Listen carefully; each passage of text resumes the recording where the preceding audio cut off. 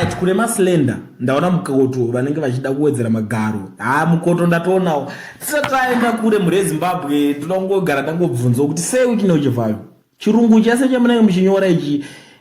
munenge manyatsofunga muri mega here kana kuti munenge mabatsirana sesowe rese nevanhu vese vamakapa mota kuti mugare pasi muchinyora chirungu ichi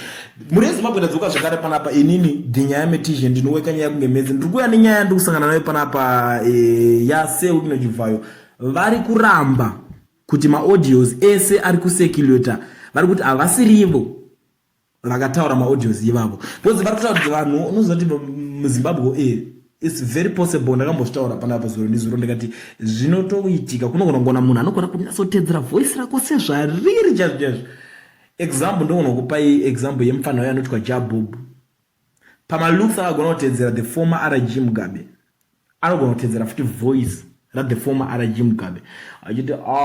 ndakanzwa kuti mimise wikinero muri kuda kundipa state house kulocation aitaura kuti nyaya yemba pakanzana musoro paipai unofana kuramba chingondikumbira mota tadzoka ndikukumbira ukaimba ndikutengera kaimba so panapa ndonyaya imwe yekuitika munapa kuti sei kune chivhayo vari kubudikira vari kutaurawo pasocial media pavo vari kutaura kuti nyaya dzese dziri kutaurwa dzichinzi ndini ndakabudisa maaudios handisirini hanzi vanhu vari kutsvaka kuda kutanisha zita rangu ziparagraph racho ndiro rechirungu chakakora amene mumboonawo muri yezimbabwe hanzi handisiri ndakataura zvinhu zvese